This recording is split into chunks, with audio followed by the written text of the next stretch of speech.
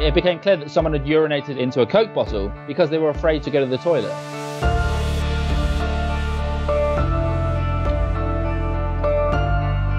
In late 2015, I set out to write a book about the low-pay economy in Britain, and the first company I worked at, I ended up in an Amazon warehouse. It's no exaggeration to say that it was probably the worst place I've ever worked in. And I'm someone who, when I was younger, did jobs in warehouses. I did manual jobs for many years. The experience at Amazon was one I felt of exploitation. There were rules that were laid down for workers that you couldn't not break. You were being given disciplinaries for going to the toilet. You were given disciplinaries for taking days off sick, even if you provided a doctor's note to say why you were off sick. And you were constantly tracked by management. Your productivity rates became so high that you ended up running around this huge warehouse just trying to keep up with your orders. And at the same time, there was a prohibition on running around the warehouse. You'd receive a disciplinary for that. The atmosphere of the Amazon warehouse I worked in had the atmosphere of what I imagined a prison would feel like. You weren't treated with any respect, with any dignity. You claim that you found a bottle with urine in it at the warehouse. One of the consequences of this obsession with productivity and these onerous targets we were given at Amazon was you were afraid to go to the toilet, because if you took 5 minutes to go to the toilet, you were then admonished about it by management when you returned to work. One day when I was working in the warehouse, I was walking down one of the huge aisles and I noticed a Coke bottle of kind of yellow liquid,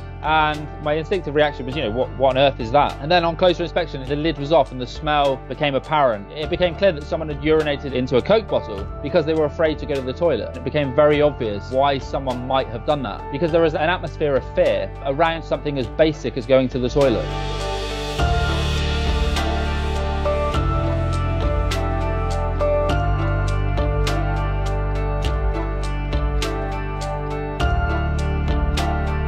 My account of the working conditions at Amazon is accurate. I went in there with an open mind. I didn't know that much about Amazon before I went in there. I didn't go in with any kind of agenda. There was a recent survey done by the group Organise, and they found that 74% of Amazon workers were afraid to go to the toilet because of productivity targets. Now, with that in mind, it doesn't seem a stretch to see that if people are worried about losing their jobs because of productivity targets, they might go so far as to urinate in a bottle if it means losing their job otherwise. Amazon, much of the stuff it's putting out now is pure public relations. Last week, I asked Amazon workers to share their experiences with my office about wages and working conditions at Amazon.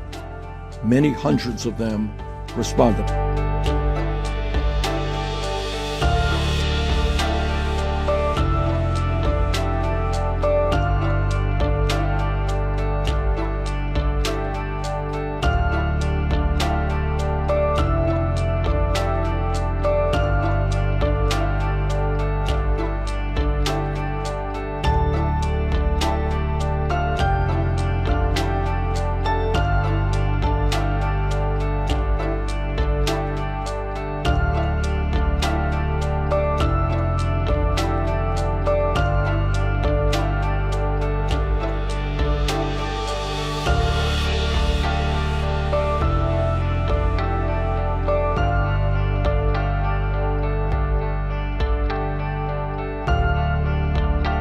My position at Amazon was an order picker. I'd work 10.5 hours a day, and I would walk in that time around 10 miles a day. And it's very tiring work, and within that day, you'd have half an hour for a lunch break and then 2 separate 10-minute breaks. But in practice, it would be much less than that, because you're in such a huge warehouse, you have to go through security to get to the canteen. Your half-hour break was realistically 15 to 20 minutes, and your 10-minute break was 5 minutes. And the issue of working conditions, I'm very proud of our working conditions. If I was Jeff Bezos, I would be ashamed of the working conditions at Amazon. The stories have gone on for long enough that he can't plead ignorance to what's going on in his warehouses. There are policies which are set, which are coming down from on high. And I'm very proud of the wages that we pay. The wealthiest man in the world, the head of the biggest multinational in the world, is effectively saying that he can't afford to pay workers a living wage, and he can't afford to treat workers with the dignity that all workers deserve. The initial response to the work that I did was, first of all, they wanted to meet up for coffee with me, as typically corporations tend to do when a journalist writes something negative about them. Then it moved on to trying to get me to edit certain things I was writing and paint Amazon in a more favourable light. And then secondly, it was workers in Amazon's warehouses reaching out to me with stories similar to my own. Maybe that's why Amazon is experimenting with drones, because they